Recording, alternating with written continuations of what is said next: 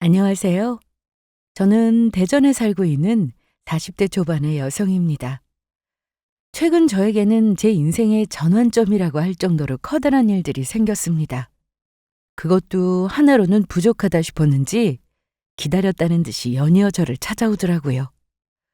차라리 한꺼번에 마음의 준비를 하는 게 나을 수도 있겠다 싶다가도 어떨 때는 또 몸과 마음이 너무 힘들어서 그냥 다 놓아버리고 싶었던 적도 많았습니다. 저는 최근에 암에 걸렸었습니다.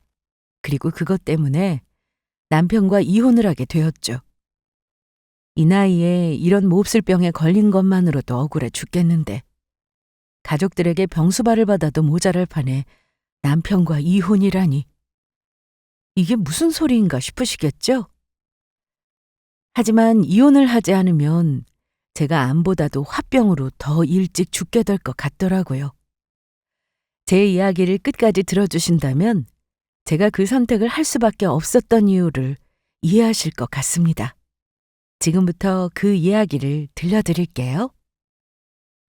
저는 지금까지 보통 사람들과 마찬가지로 지극히 평범하게 살았습니다. 학창 시절에는 평범하게 학교를 다니며 열심히 공부했고 졸업한 이후에는 바로 취직을 했고요. 그 사이사이에 보통의 연애를 했고 보통의 이별을 하기도 했습니다. 제 또래의 사람들을 100명쯤 줄을 세워놓고 본다면 저는 아마도 딱 중간쯤 했을 거예요. 너무 튀지도 않고 너무 처지지도 않은 그런 딱 보통의 사람이요. 그래서 제가 살아오면서 제가 했던 경험들은 그다지 특별할 것들이 없었습니다. 저와 비슷한 성향의 친구들을 만나고 일반적인 회사 생활을 했고 딱히 나쁜 일을 겪지도 않았고 큰 사고를 겪은 적도 거기에 휘말린 적도 없었고요. 그래서인지 제가 그동안 너무 세상 물정을 모르고 자랐던 게 아닌가 싶은 생각이 듭니다. 저는 아니라고 마냥 낙천적인 성격을 가지고 있었는데요. 평소에는 그것에 대해 크게 불편함을 느끼지 못했습니다. 살면서 누군가와 다투거나 경쟁을 하고 싶지도 않았고 그저 좋은 게 좋은 거라고만 생각을 해왔었거든요. 하지만 저의 그런 성격은 나중에 돌아보니 결혼이라는 인생의 가장 큰 중대사를 앞두고 제대로 된 판단을 하지 못하는 실수를 저지르는 원인이 되었던 것 같습니다. 매사를 의심하고 언제나 최악의 상황까지 생각해보면서 신중하게 결정을 했더라면 아마 오늘날 제가 겪게 된 이런 불상사는 없었을 것 같더라고요. 모든 이혼한 사람들이 공통적으로 하는 말이 다 그렇듯이 저도 인생의 제일 큰 실수를 꼽자면 그건 바로 당시의 남자친구와 결혼을 선택했던 일이었습니다. 하지만 그 당시까지만 하더라도 그게 제 인생을 뒤흔들게 될 엄청난 실수라는 사실을 모르고 있었죠. 남자친구와 저는 같은 회사 안에서 만나게 된 사내 커플이었습니다. 그때 제 나이가 딱 30이었고 남자친구는 저보다 2살이 많았었어요. 신문방송학 전공으로 학교를 졸업한 후에 저는 첫 직장을 인턴 기자로 일했었던 한 신문사에서 보냈습니다. 저는 어릴 때부터 11시만 되면 졸음이 밀려와서 꾸벅꾸벅 졸고 6시면 일어나 규칙적인 생활을 하는 게 습관이었거든요. 하지만 신문사에서의 삶은 전혀 달랐습니다. 늘 발바쁘게 뛰어다니고 일의 특성상 자주 현장이나 야외에서 대기하기가 일쑤에다 불규칙한 생활을 보내야 하는 것이 저에게는 잘 맞지 않더라고요. 그래서 고민 끝에 어렵사리 취직한 회사를 그만두고 2번째 회사로 이직을 하게 되었습니다. 그곳에서 만난 것이 저의 마지막 남자친구가 된 그 사람이었어요. 이직을 한 회사는 스타트업인 IT 회사였습니다. 저는 그곳의 마케팅 부서에 소속되어 일을 시작했고요. 남자친구는 영업부서에 소속된 엔지니어로 일을 하고 있었습니다. 때때로 야근을 하기는 했지만 신문사에서 일을 할 때보다는 훨씬 일의 강도가 낮다고 느껴졌어요. 적어도 별일이 없는 한 정시 퇴근이 일주일에 2-3번은 가능했거든요. 해외 미팅이나 외근이 없는 이상에는 사무실 밖을 나서야 할 일도 거의 없었고요. 생활이 안정을 되찾기 시작하자 비로소 저는 주변을 돌아볼 여유도 생겼습니다. 그동안 마치 남의 일인 것처럼 잊고 있었던 연애를 해볼까 싶은 마음도 들기 시작했고요. 영업부서는 자리 배치상 제가 있는 마케팅 부서와 같은 파티션 안쪽에 있었어요. 비록 제가 IT 회사에 들어가기는 했지만 저는 사실상 컴맹이나 별반 다를 바가 없었거든요. 게임을 하는 것도 아니고 컴퓨터에 딱히 관심이 있었던 것도 아니었고요. 그래서 컴퓨터가 잘 되지 않으면 주위를 두리번거리다 언제나 영업부서의 엔지니어인 임대리님께 부탁을 하고는 했습니다. 임대리님, 진짜 죄송한데요. 네, 또 뭐가 안 되세요? 서버에 접속이 계속 안 되는데 대체 뭐가 문제인지 모르겠어요. 아, 제가 봐드릴게요. 전산부서가 따로 있기는 했지만 바로 뒤에 계신 분만큼 즉각적으로 해결이 가능하고 편한 상대가 또 없잖아요. 다만 번번이 일하느라 바쁜 사람을 불러서 죄송스럽기는 했었죠. 그래서 제가 자주 커피를 사다 드리고는 했습니다. 임대리님은 제가 사드린 커피를 몇 번 사양하기도 하고 어떨 때는 또 고맙다고 받기도 하시더라고요. 나중에는 커피를 같이 사러 가기도 하면서 그러다 보니 저희는 자연스럽게 회사 내에서 친한 사이가 되어갔습니다. 그런데 임대리님은 연애 안 하세요? 연애요? 글쎄요. 주변엔 마땅한 사람이 없네요. 그러는 주임님은 남자친구 있으세요? 아니요, 저도 없어요. 그전에는 연애할 정신이 없었는데 이제는 슬슬 하고 싶기도 해요. 혹시 소개팅은 하세요? 아니요, 요즘은 소개팅도 잘 들어오지 않더라고요. 아, 그럼 제 친구 만나보실래요? 제 친구 진짜 예쁜데.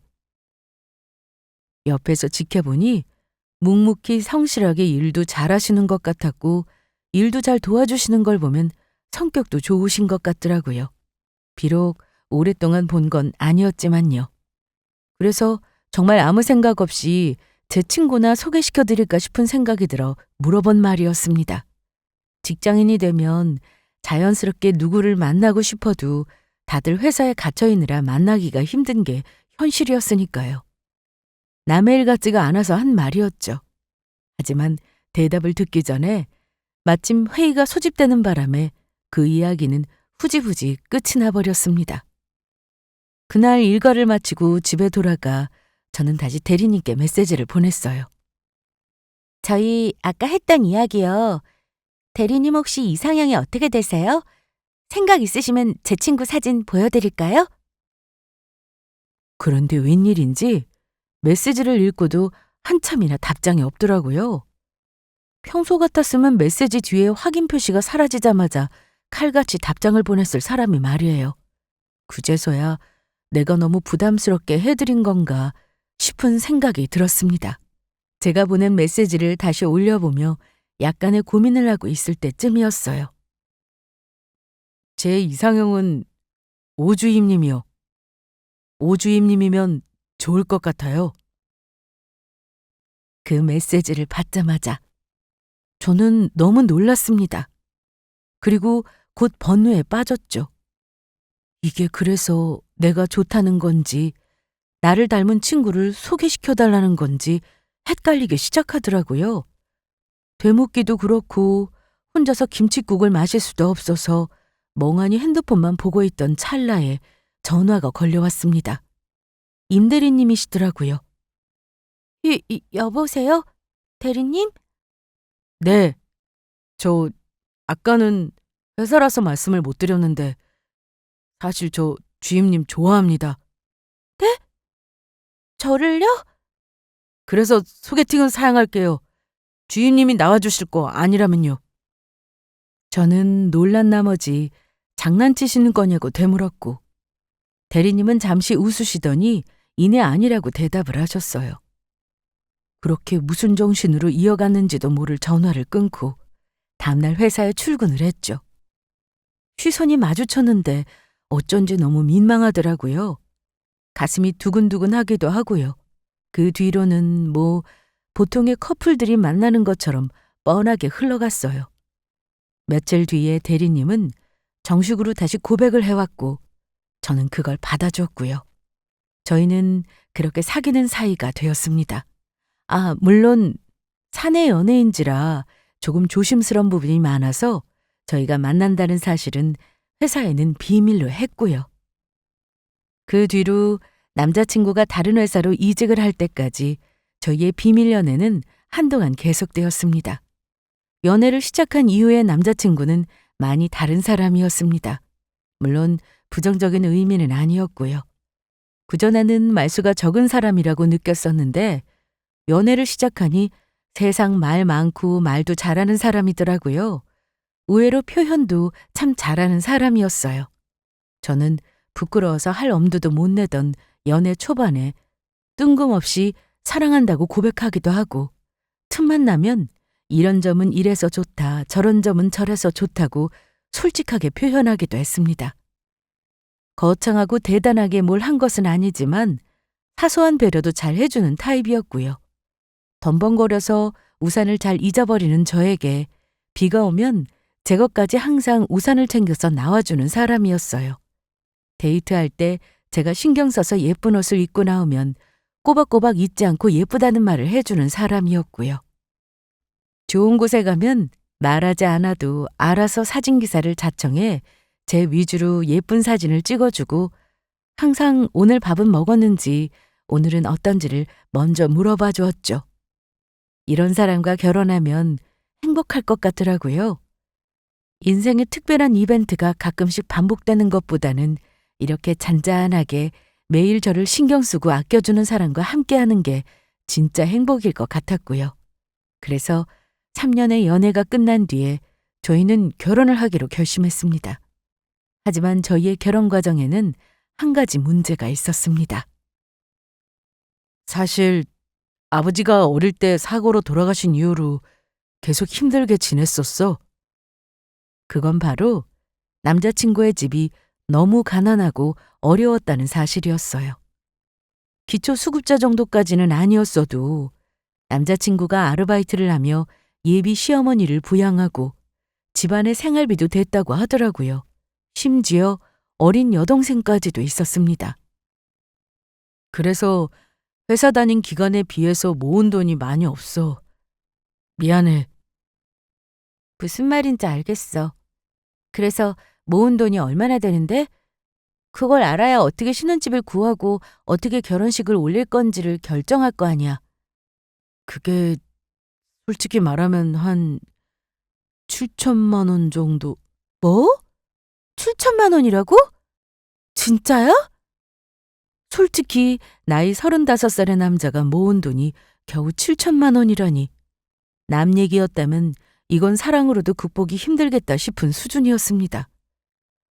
결혼을 할 생각이 아예 없었다면 모를까. 결혼을 할 생각을 하니 앞이 막막하더라고요. 그렇다고 저희 집이 떡하니 신혼집을 사주실 정도로 잘 사는 것도 제가 엄청나게 돈을 많이 모은 것도 아니었으니까요. 그나마 천만다행인 건 제가 씀씀이가 크지 않아 돈을 잘 모으는 편이었다는 사실이었습니다. 제 수중에 1억 4천만 원 정도의 돈을 모아두었고 나머지는 신혼부부 대출받으면 어찌어찌 해결이 될 것 같기는 하더라고요. 네 남자친구는 그 나이 되도록 왜 그렇게 돈을 못 모았다니? 적어도 너랑 비슷한 수준은 되어야 할 거 아니야. 그쪽 집안에서 자꾸 돈 달라고 하면 그것도 참 큰일이네. 결혼한 이후로는 이제 집에 돈은 안 들이기로 약속했어요. 예비 시어머니도 지금은 용돈벌이로 일을 나간다고 하시고 여동생도 얼마 전에 취직했다고 하고요. 사정을 알게 되신 저희 부모님은 당연히 걱정이 이만저만이 아니셨습니다. 처음에는 저를 말리기도 하셨고요. 저랑도 이 문제로 생각보다 오랜 시간 실랑이가 있었습니다. 그래도 사람이 좋다는 것과 저에게 잘해준다는 것, 그것 하나만을 믿고 허락해 주시는 결혼이었어요. 제가 그 사람이 좋다고 했으니까요. 하지만 나중에 생각해보면 부모님이 결혼을 말리시는 데는 다 이유가 있었구나 싶더라고요. 어찌됐건 제가 34이 되던 해 드디어 저희는 결혼식을 올리고 작은 전셋집을 구해 신혼생활을 시작했습니다. 신혼집은 감사하게도 저희 친정 부모님이 얼마쯤 또 돈을 보태주셨죠. 아직 나이도 젊은데 대출을 너무 많이 받는 게 좋지 않다고 하시면서요. 대출이자가 너무 아까운 것도 사실이었고 일단 형편이 될 때까지 도와주신다고 할 때 도움을 받자 싶기도 했고요. 하지만 죄송스러운 마음이 드는 것도 사실이었습니다. 저는 그런 만큼 더욱더 남편과 최선을 다해서 열심히 잘 살아보자고 마음먹었습니다. 남편도 그런 저의 말에 적극 공감했고요. 하지만 또 인생이라는 게 아무리 굳은 결심을 한다고 해도 제 마음대로 흘러가는 것은 결코 아니더라고요. 남편과는 처음에는 부부 사이가 더없이 좋았습니다. 신혼 때부터 대략 2년 정도의 시간까지는요. 신혼여행을 다녀온 지 얼마 지나지 않아 저희는 딸아이가 생겼다는 소식을 알게 되었습니다. 신혼을 별로 즐기지도 못한 채 아이가 생겼다는 사실이 조금 아쉽기는 했지만 그래도 저희를 찾아와 준 천사가 너무 고마웠어요. 남편도 저도 어차피 아이를 낳을 계획이 있었기 때문에 기왕 낳을 거 1살이라도 더 젊을 때 낳는 것이 나쁘지 않겠다 싶기도 했고요. 하지만 그게 패착이었을까요? 각자 혼자서만 살아왔던 두 사람이 결혼 생활을 하면서 서로 달라진 환경에 적응할 사이도 없이 또 다른 변화를 맞이한다는 것은 그다지 바람직한 방향은 아니었습니다. 제 생각보다도 더 많이요. 임신과 출산을 한다는 건 부부 사이의 문제가 아이에게 밀려 두 번째가 된다는 뜻이더라고요. 저희는 신혼이기도 하면서 임신을 하고 있는 기간 동안 뱃속의 아이에게 온 신경을 쓰느라 바빴습니다. 그리고 출산을 하고 나서는 밀려드는 피로와 함께 서로에게 불만을 털어놓을 시간도 없이 하루하루가 벅차게 흘러갔고요. 여보, 내가 유정이 볼 테니까 들어가서 눈 좀 붙여. 아니야, 당신 출근해야잖아. 들어가서 자, 내가 재울게. 괜찮아. 하루 종일 애 보느라 힘들었을 텐데 쪽잠이라도 좀 자야지. 얼른 들어가. 처음에는 저와 함께 딸아이를 돌보는 일이 온 힘을 다 쏟던 남편이었습니다. 그 와중에 저도 배려를 해주려고 노력했고요. 그런 모습이 고맙기도 하고 한편으로는 안쓰럽기도 하더라고요. 저도 남편에게 신경을 잘 써주지 못해서 미안하기도 했고요. 그래도 제가 할 수 있는 한, 체력이 허락하는 한 최선을 다해서 남편과 딸아이 두 사람을 모두 챙기려고 노력했습니다. 그것 하나만큼은 정말 자신 있게 말할 수 있을 정도였어요. 하지만 그런 제 노력이 부족했던 모양인지 아니면 원래 결혼이라는 게 이런 것인지 남편은 차츰 변해가기 시작했습니다. 주변을 돌아보면 아이가 태어나고 나서 아내가 산후우울증이 오는 경우가 은근히 많이 있다고 하잖아요. 이유는 호르몬의 문제라고 했고요.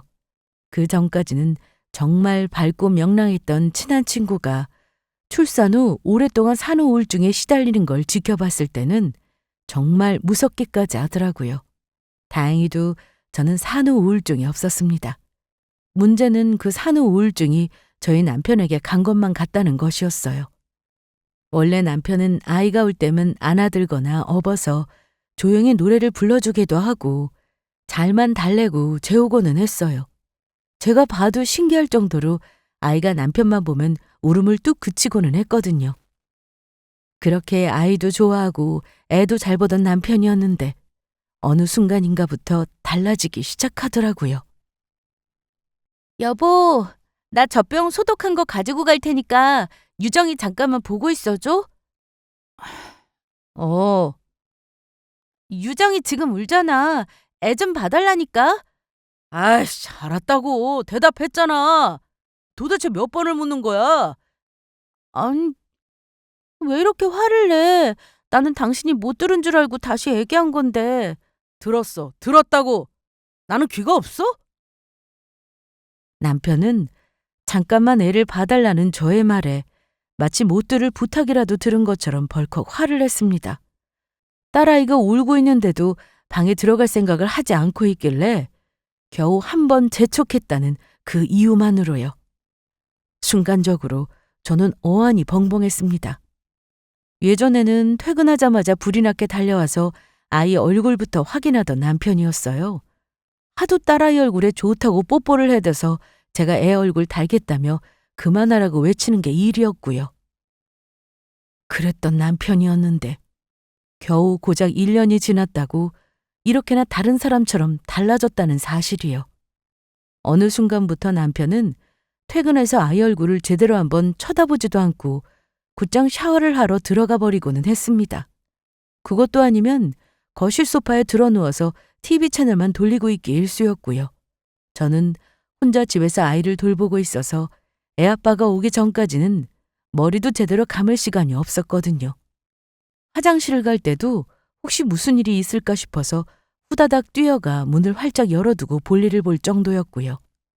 그런데 남편은 남의 아이라도 대하는 것 마냥 시큰둥하고 차가운 얼굴이었습니다. 저는 처음에는 그저 일이 많이 힘든 건가 싶었어요. 일에 치이다 보면 아무리 예뻐하던 존재라도 만사가 귀찮아질 때가 있는 법이니까요. 그렇지 않고서야 저렇게까지 변한 모습이 설명이 되지 않기도 했고요. 저는 최대한 남편을 쉬게 해주려고 했습니다.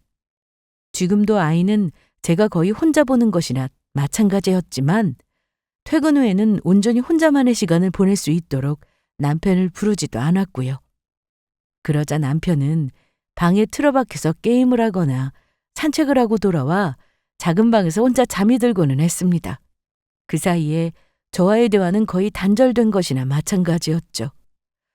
그런데 남편을 온전히 혼자 두는 건 전혀 해결책이 되지 않더라고요.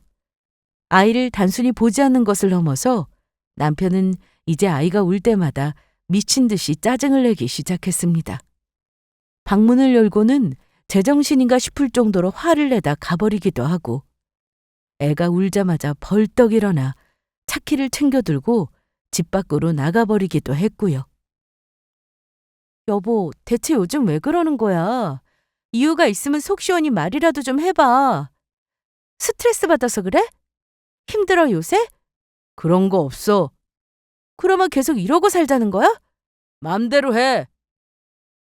그 후로 저는 남편과 대화를 시도해보기도 하고 병원에 상담을 받으러 가보자고 재촉해보기도 했지만 별다른 소득은 없었습니다. 남편은 이유를 말해주지도 않았고 바뀌려는 노력도 하지 않았어요. 답답해서 미칠 것 같은 건 저 혼자뿐이더라고요. 이러다 저까지도 우울증이 올 것 같더라고요. 사방이 가로막힌 벽에다 혼자서 외치고 있는 것만 같은 나날들이었어요. 저는 결국 제풀에 지쳤고 남편과의 사이는 좀처럼 회복되지 못한 채로 계속 시간만 흘러갔습니다. 원하는 게 이혼이냐고 물었더니 그런 생각 해본 적 없다라고 하더라고요. 잘 지낼 생각도 없지만 헤어질 생각도 없다니. 이 얼마나 황당한 모순일까요? 하지만 저 역시도 이제 막 신나게 걷고 뛰기 시작하는 아이를 혼자 키우며 이혼녀로 살 자신은 없었습니다. 남편은 없다 치더라도 최소한 아이 아빠는 있었으면 싶었거든요. 그나마 불행 중 다행이라면 남편은 어느 정도 시간이 흐른 뒤부터 다시 아이 아빠의 역할을 하기 시작했다는 점이었습니다. 비록 제 기대치에는 훨씬 미치진 못했지만 그래도 아빠로서 아이 등하원과 말상대를 자처하고 주말에 가끔 아이와 놀아주기도 하는 사람으로요. 쇼윈도 부부라고 해야 할까요? 그 후로 저와 남편은 그저 아이 때문에 지내는 형식적인 부부 사이가 되어버린 지 오래였습니다. 같은 공간에서 살면서도 서로 무슨 생각을 하는지 전혀 짐작도 가지 않고 이해도 되지 않는 사이가 되었죠. 이렇게 사는 게 맞는 건가 싶어 힘든 시간들도 있었지만 언젠가부터 그런 생각은 하지 않게 되더라고요. 그러던 와중에 저희 시댁에서는 큰일이라면 큰일 하나가 벌어지고 있었습니다. 엄마는 지금까지 모아둔 돈 하나 없이 뭘 한 거야? 이 철딱선이 없는 거 사. 그게 엄마한테 할 말이냐? 그러게 왜 쓸데없는 거짓말을 해가지고 이 사달을 만들어? 내가 이렇게 될 줄 알았나? 회사 다니면서 모아둔 돈 없냐고 하길래 나도 민망하니까 그냥 대충 던져본 말인데 그걸 그 사람이 기억하고 꼬치꼬치 캐물을 줄을 몰랐지. 그리고 걔랑 결혼하게 될 줄 알았나 내가? 서론만 들어봐도 어떤 상황인지 대충 알 것 같더라고요. 저희 시댁에는 내내 사고만 치고 살던 시누이 하나가 있었습니다. 남편의 6살 어린 여동생이었죠. 시아버지가 돌아가신 이후로 하도 아빠 없이 자라 불쌍하다며 오냐오냐 키워서 그런지 버릇도 없고 철은 더 없었어요. 지금까지도요. 시누이는 성인이 된 이후에도 남편과 시모에게 용돈을 탔으면서 살다가 제가 결혼할 때쯤부터는 일을 하기 시작했는데 그것도 일이라고 부르기에는 참 애매한 수준이었습니다. 단기 아르바이트 비슷한 일을 하다가 말다가를 반복했고 일하는 시간보다 집에서 노는 시간이 더 많기도 했고요. 그 와중에 가지고 싶은 물건은 또 왜 그리도 많고 사치는 또 얼마나 심한지 명품백이 몇 개나 되는지 셀 수도 없을 정도였어요. 그런데도 얼굴은 예쁜 데다가 몸매도 좋은 편이라 좋다는 남자들은 항상 있더라고요.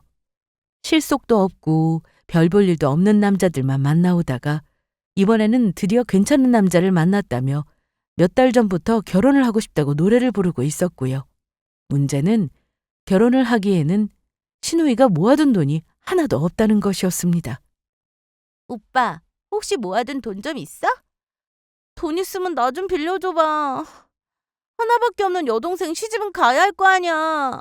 내가 8천만 원 모아뒀다고 했는데 남자친구가 그 돈 보태서 신혼집 구하자고 하더라. 근데 당장 8천을 내가 어디서 구해? 뭐 8천? 너 제정신이야? 대체 그런 거짓말을 왜 해? 아니 나도 이렇게 될 줄 몰랐다니까. 남자친구가 지금까지 나 회사 멀쩡히 잘 다닌 줄 아는데 자기는 2억 8천 모았다면서 나보고 얼마나 모았냐고 묻잖아. 말 같자는 소리 하지 말고 정신 제발 좀 차려. 내가 너 그렇게 펑펑 쓰고 다니다가 언젠가 땅을 치고 후회할 거라고 했지? 지 쓸 거 다 쓰고 놀 거 다 놀고 살다가 이제 와서 아쉬우니까 돈 빌려달라고? 아, 그 말을 왜 그렇게 해? 알았으니까 돈 좀 있으면 빌려주라. 제발. 나 진짜 급해서 그래. 내가 오죽하면 이러겠어? 신우이는 거의 울먹이는 얼굴로 시어머니에게 매달리다 이제는 타겟을 저희 남편으로 바꾸었습니다. 미우나 고우나 그래도 하나밖에 없는 여동생이라고 말을 저렇게 차갑게 해도 남편은 또 속이 상하는지 한숨만 푹푹 내쉬고 있더라고요. 아유, 내가 하나 있는 딸년 때문에 제명에 못 살지. 가만히 있어봐. 애미야, 혹시 너라도 모아둔 돈 좀 있니? 네? 제가 무슨 돈이 있겠어요, 어머님. 아니, 그래도 둘 다 지금까지 직장 생활을 하고 있는데 하다못해 비상금이라도 좀 모아뒀을 거 아니냐? 네 시누이 시집 가는데 설마 한 푼도 안 보탤 생각은 아닐 테고 어차피 줄 돈이면 좀 미리 준다고 생각해봐. 그러던 중에 갑자기 시어머니가 저를 보고는 눈빛을 빛내며 돈을 독촉하기 시작하더라고요. 참 답도 없고 염치도 없다 싶었습니다. 제가 결혼을 할 때도 저보다 나이가 많은 남편이 겨우 7천만 원을 모아 결혼을 했었죠. 저희 신혼집도 제가 번 돈과 저희 부모님이 도와주신 돈으로 해결했고요. 그래도 그때는 남편이 성실하고 저에게 잘해주는 데다 시어머니와 여동생을 부양하느라 그랬다는 핑계라도 있어 이해가 가능한 수준이었습니다. 하지만 그 어느 것에도 해당하지 않는 게 저희 시누이였어요. 저는 모아둔 돈도 그리 많지 않았지만 돈이 썩어 넘친다고 해도 시누이에게 빌려주고 싶은 마음은 조금도 없었습니다. 게다가 말이 빌려준다는 거지 지금까지의 행실을 볼 때 그 돈을 갚으리라는 보장은 쥐뿔만큼도 없어 보였고요. 제가 남편과 서로 좋아서 죽고 못 사는 사이라고 하면 또 모르겠지만 그것도 아니었고요. 저는 시어머니와 시누이에게 빌려줄 돈이 없다고 딱 잘라 말했습니다. 결혼할 때 최소한의 성의 표시는 하겠지만 그게 다일 거라고요. 돌아오는 길에 남편은 못마땅한 표정을 짓고 있었지만 그렇다고 저에게 뭐라고 말을 하지도 않았습니다. 자기가 생각해도 이건 답이 없겠다 싶었겠죠. 금액도 어느 정도였어야지. 800도 아니고 8천만 원이라뇨. 8천만 원이 누구 집 개 이름도 아니고요. 아무튼 그 뒤로 결혼을 하느니 마느니 하면서 난리가 났고 저는 시댁에는 신경을 딱 끄고 있었습니다. 얼마 지나지 않아서 제 신변에는 시댁의 큰일은 큰일도 아니게 될 엄청난 일이 들이닥치게 되었거든요. 췌장암입니다. 하늘이 샛노랗게 변한다는 말이 어떤 느낌인지 아세요? 저는 알 것 같더라고요. 그 순간 생애 처음으로 제 머리 위에 하늘이 노랗게 변하고 있었거든요. 건강검진을 좀 소홀히 하기는 했지만 그렇다고 유달리 신경을 쓸 정도로 어떤 증상이 있었던 것도 아니었습니다. 보통의 직장인처럼 출근해서는 일하고 퇴근해서는 육아하고 피곤하고 힘든 것이 당연하다고 여겼었죠. 그런데 최근 들어 점점 소화가 되지 않고 뭘 먹어도 자꾸 체한다 싶더니 급기야는 배를 찌르는 듯한 복통이 자주 생기더라고요.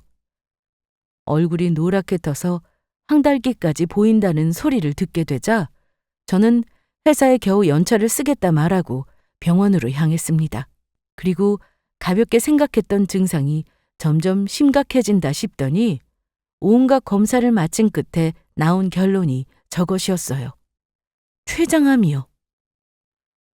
믿기지가 않았죠. 내가 대체 왜 하필 나인데? 멍해진 머릿속에 드는 의문은 온통 그것 하나였어요. 왜 하필 내가 이렇게 된 거냐고요. 병원에서 돌아온 이후 며칠을 악에 받쳐 울고 나니 드디어 실감이 나더라고요. 그리고 이 현실을 받아들이기로 했습니다. 저는 일단 가장 먼저 남편에게 이 사실을 알렸어요. 방금 뭐라고 그랬어? 나 췌장암이라고. 그게 무슨... 얼마나 심각하다는 건데? 남편은 처음에는 제 말을 듣고 이해를 못한 사람처럼 눈만 껌뻑거리고 있더라고요. 제가 이 사실을 처음 들었을 때처럼요. 최소한 저렇게 놀라는 반응을 보니 그래도 부부로 아예 헛산 것은 아니구나 싶기도 했습니다. 만약에 내가 암이라는데도 저 사람이 무덤덤한 반응이라면 어떨까? 솔직히 남편에게 말하기 직전에 그런 상상을 해보기도 했었거든요. 혹시라도 잘못되면 우리 유정이 잘 부탁해. 그런 말을 왜 해? 얼른 나을 생각이나 해. 남편은 저보다도 더 당황한 얼굴로 한동안 말을 잇지 못하더니 냉장고에서 소주를 꺼내와서 마시기 시작했습니다. 어설프게나마 저를 위로하려고 짧게 말을 건네기도 했고요. 남편이 뭐라고 한들 혹은 하지 않은들 달라질 건 없었지만 웃기게도 그 짧은 몇 마디가 위로가 되긴 하더라고요. 언제 죽을지도 모르는 이 판국에 저 사람을 더 미워해봐야 뭐하나 싶기도 했고요. 저는 그날 정말 오랜만에 남편과 함께 대화 같은 대화를 나누며 속 시원히 울 수 있었습니다. 이튿날부터 저는 병원 수술 일정과 회사 근무 그리고 신변 정리 같은 온갖 복잡한 일들로 고민하느라 하루 24시간이 부족하게 바쁜 시간들을 보내기 시작했어요. 힘들었지만 어느 정도 마음 정리도 같이 병행하면서요. 그런데 저를 기다리고 있는 고통은 그게 다가 아니었습니다. 당신 암보험 잘 들어둬서 천만다행이야. 갑자기 무슨 말이야? 당신 전에 친척인가 누군가가 도와달라고 해서 암보험 2개 들어놨었잖아. 그거 전부 다 중복 보장된대. 내 친구 와이프도 췌장암이었는데 그래서 보험금이 많이 나왔다고 하더라. 죽상이 되어서 출근을 했던 남편이 퇴근할 때는 싱글벙글 웃으면서 들어와서 한다는 첫마디가 저 소리더라고요. 대체 밖에서 뭘 알아보고 온 건가 싶었는데 그 말을 듣고서야 저는 기가 막혔습니다. 보험금이 많이 나왔다니 다행이기는 하지만 그게 암 걸렸다는 와이프 앞에서 저렇게까지 웃으면서 얘기할 일인가 싶었죠. 어이가 없었지만 저는 일단 내색하지 않고 적당히 맞장구를 쳐줬습니다. 어젯밤에 앞으로 수술비랑 치료비 그리고 딸아이 앞으로 들어갈 돈 같은 것들을 같이 의논하다 보험약관 이야기가 나와서 찾아본 끝에 나온 이야기였거든요. 남편이 사이코패스도 아니고 단순히 경제적인 부분만 놓고 봤을 때 한 말일 거라고 생각한 거죠. 눈치가 조금 심하게 없는 건 덤이었고요. 그런데 그렇게 좋게 생각해 주려고 했던 저의 노력은 말짱 헛짓이었습니다. 수술 일정이 잡히고 입원을 앞두고 있던 날, 남편보다 눈치가 더 없는 시어머니가 찾아와 할 말 못한 말도 분간하지 못하고 내뱉으며 시커먼 속내를 다 드러내고야 말았거든요. 아이고, 나이도 젊은데 대체 이게 무슨 일이 다 있다니. 몸은 좀 어떠냐? 네, 그냥 아직은 괜찮아요. 그래, 수술할 때까지 몸 관리 잘하고. 유정이도 아직 어린데 애미 네가 잘 버텨야지. 네, 알고 있어요. 감사해요, 어머님. 평소에 어찌 지냈건 그래도 직접 찾아오셔서 이런 위로의 말을 해주시는 게 고마웠습니다. 시어머니도 제가 생각했던 것보다 더 정이 많은 분이셨나, 그저 표현이 서툴렀던 것 아니었나 싶기도 했고요. 혼자서 내심 마음속에 울컥하며 감동까지 받으려던 순간이었습니다. 바로 그 다음 말이 나오기 직전까지는요. 그래도 네 덕에 우리 딸 결혼시킬 수 있겠다. 네? 보험금 많이 나올 것 같다며. 네 남편한테 들어보니까 아마 못해도 한 7, 8천 원 나오지 않겠냐던데? 얼마나 다행이냐. 옛날에 궁하면 통하다더니 어떻게 돈 필요한 걸 귀신같이 알고 보험금이 떨어지게 됐는지 참. 시어머니는 제 앞에서 그래도 너무 좋은 기색은 참으려고 애를 쓰는 것 같았지만 이미 입꼬리가 실룩실룩거리며 하늘로 올라가고 있었습니다. 저만 없었다면 아주 박수까지 치면서 웃을 기세였죠. 저는 기가 막힌 나머지 웃고 있는 시어머니를 따라 허탈하게 웃었습니다. 그러자 시어머니는 제 웃음의 의미를 다르게 해석했는지 약간 안도의 표정으로 다시 말을 이었어요. 참, 그거 입원비도 매일 몇십만 원씩 나온다며?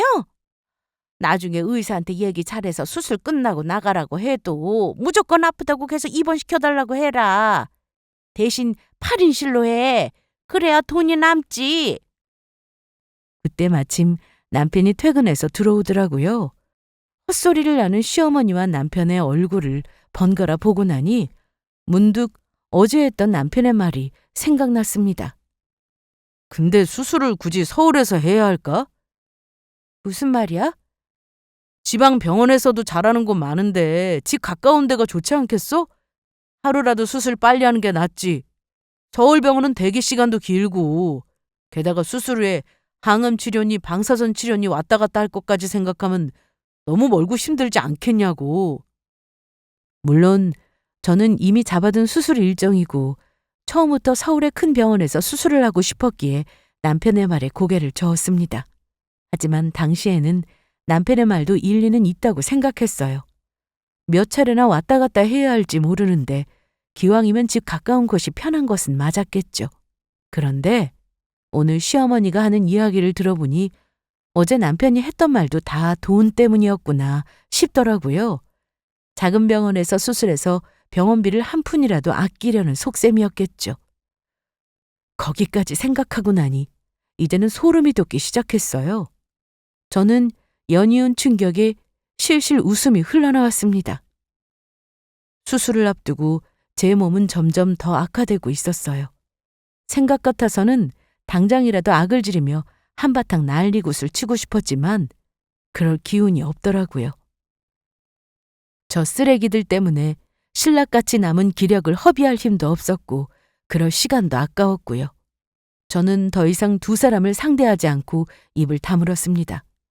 제가 딱히 반대를 하지 않자 더 기세등등해진 둘은 제 앞에서 본격적으로 돈을 아낄 방법을 논의하기 시작하더라고요. 제가 입원을 하고 난 후에는 메신저에 가족 대화방까지 파서 지시를 하기 시작했고요.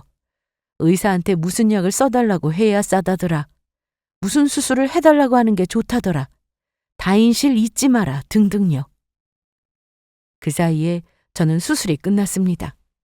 수술 직후에는 통증이 너무 심했고 몸도 제대로 움직일 수가 없어서 몰랐는데 그 사이에도 별별 일이 다 있었다더라고요. 지금 다인실이 없다고요?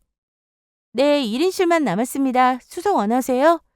아니요. 그러면은 뭐 입원까지 굳이 할 건 아닌 것 같고. 3주가 지난 뒤 이만 퇴원해도 좋다는 소식에도 남편 놈은 부득불 우겨가며 주치의에게 제가 몸이 좋지 않다고 부풀려대며 입원 연장을 허락받았습니다. 그런데 다인실이 없다는 소리에 당장 퇴원을 또 하겠다며 말을 바꾸더라고요. 게다가 제가 누워있던 사이에 시댁은 또 다른 기가 막힌 일도 저질렀더라고요. 바로 제 암 보험금을 믿고 신우이의 신혼집을 질렀다는 것이었습니다. 보험금이 나오려면 시간이 소요되니 일단 급한 대로 시댁집을 담보로 잡아서요. 제 의견은 물어보지도 않고 자기들끼리 의논 끝에 일단 대출을 받아 저쪽 집에 그 돈을 가져다 주었다고 하더라고요. 8천만 원을요. 저는 퇴원 후 요양을 핑계로 곧장 친정으로 향했습니다. 제가 입원해 있는 기간 동안 딸아이는 이미 저희 친정에서 봐주고 계셨거든요. 그리고 그간의 사정 역시 친정 부모님이 모두 알고 계셨죠. 저는 수술 전 이미 수술만 끝나면 바로 이혼을 하겠다는 결심을 한 상태였습니다. 다행히도 저희 사촌오빠가 이혼 전문 변호사였거든요. 저는 사촌오빠에게 이 모든 사실을 알리고 부모님과 함께 이혼을 위한 준비를 모두 끝내놓은 상태였어요. 그 미친 자식, 내가 무조건 이혼시켜줄게. 넌 걱정 말고 마음 편하게 수술 준비나 잘하고 있어. 사촌오빠는 당장이라도 남편을 때려 죽이기라도 할 것처럼 화를 냈고 중간중간 이혼 소송을 위해 제가 해야 할 준비들을 자세히 지시해 주기도 했습니다. 예를 들면 남편과 시댁에서 제 암 보험금을 타내기 위해서 어디까지 작당을 했는지에 대한 증거 수집 같은 것들이요. 따로 수집이 필요하지도 않았습니다. 그냥 단체 메시지방만 열어봐도 증거는 넘쳐났거든요. 퇴원하고 얼마 뒤 남편놈에게서 전화가 왔더라고요. 여보, 암 진단비랑 수술비, 입원비 다 나왔지? 그거 지금 내 계좌로 보내. 무슨 소리야? 계좌로 보내라니? 보험금 말이야. 그거 얼른 보내보라고. 대출금 하루라도 빨리 갚아야지. 이자 아깝잖아. 중간에 제출 서류가 좀 꼬이는 바람에 암 진단비 심사가 수술 뒤로 미뤄진 상태였거든요. 그래서 수술을 하는 동안 급한 대로 시댁에서는 먼저 집 담보로 대출을 받은 것이었죠. 저는 태어난 목소리로 남편에게 말했습니다. 그러니까 내 암 보험금을 왜 시댁 대출금 갚는 데 써야 하냐고. 뭐? 갑자기 왜 이래? 아무것도 모르는 사람처럼. 수진이 신혼집 비용, 그 돈 암 보험금 나온 걸로 빌려주기로 했잖아. 그거 급해서 일단 대출 받은 거고. 내가 언제 동의했는데? 내가 대출 받으라고 했어? 너 이럴 거야 진짜? 왜 이래? 정신 나갔어? 남편은 당황한 나머지 언성을 점점 높이기 시작했어요. 정신 안 나갔으니까 이러고 있지. 내가 정신 나갔으면 그 돈 줬겠지. 너야말로 정신 차려. 내 암 보험금으로 네 여동생 시집 보내겠다는 생각이야말로 정신 나간 거 아니야? 너 머리라는 걸 달고는 있니? 야! 소리 지르지 마. 시끄러우니까. 그리고 앞으로 더 할 이야기는 내 변호사 통해서 해. 우리 사촌 오빠한테서 곧 연락할 거야. 저는 더 듣지 않고 전화를 끊어버렸습니다. 그 뒤로 남편에 이어 시어머니, 심지어 시누이까지 폭탄 전화 세례를 퍼붓기 시작하더라고요. 저는 정신건강과 요양을 위해 저쪽에서 걸려오는 전화를 모두 차단해버렸습니다. 곧 남편 놈과는 이혼 소송이 시작되었고요. 여보, 우리 진짜 이러지 말자. 내가 다 잘못했어. 당신 진짜 나랑 이혼할 거 아니잖아. 뭔 소리야? 암 수술까지 한마당에? 내가 지금 눈에 보이는 게 있을 것 같아? 며칠을 살더라도 나도 좋은 세상 한번 살아봐야지. 혼자서 말이야. 애는? 유정이는 어쩔 건데? 지금 당신 욕심 때문에 애를 애 아빠도 없이 혼자 키우겠다는 거야? 어디서 애를 들먹여? 그나마 애 아빠라는 이름 때문에 지금까지도 너랑 같이 살아준 줄이나 알아. 제발, 여보! 내가 잘못했다고! 남편은 눈물 콧물 다 흘려가며 친정집 앞까지 찾아와 싹싹 빌기 시작했습니다. 하도 자주 찾아오는 바람에 저희 아버지와 사촌오빠가 번갈아가며 내쫓은 적도 있을 정도였어요. 나중에는 시어머니까지 대동하고 찾아와 빌기 시작하더라고요. 하지만 그런다고 눈 하나 깜짝할 죄가 아니었죠. 제가 머리에 총을 맞은 것도 아닌데 다시 저 인간들을 용서하고 같이 살 생각을 하겠어요? 소송은 사촌오빠의 호언장담대로 무사히 잘 끝내게 되었습니다. 재산분할과 양육권에 따른 양육비도 결정이 났고요. 그 와중에 저는 암투병 중 남편과 시댁 인간들에게 당한 정신적 피해에 따른 위자료도 챙길 수 있었습니다. 이깟 돈으로 모든 게 상쇄되는 것은 아니었지만 그나마 돈이라도 챙겼다고 생각하니 속이라도 시원하더라고요. 한 푼 한 푼이 아쉬운 게 저 버러지만도 못한 인간들의 사정이었으니까요. 저는 친정에서 항암 치료까지 모두 마친 후 이제는 푹 쉬면서 요양을 하고 있습니다. 그동안 몸도 마음도 많이 회복되었고요. 가만 보면 사람이 죽으라는 법은 없더라고요. 암이라는 현실 앞에서 저는 하늘이 무너진 것 같았지만 그 덕분에 남편 놈이랑 시댁과도 이별할 용기를 얻게 되었죠. 종종 진작에 버렸어야 할 인간들을 데리고 살았던 그 시간들이 아깝다는 생각이 들 때도 있지만요. 제가 앞으로 더 얼마나 살 수 있을지는 아무도 모르겠죠. 그게 1년이 될지 10년이 될지 어쩌면 몇 달이 될지도요. 하지만 분명한 것은 절망 속에서도 좋은 일들은 생기기 마련이라는 겁니다. 이제라도 저는 지금이 하늘이 주신 두 번째 기회라고 생각하려고요. 여기까지 들어주셔서 감사합니다.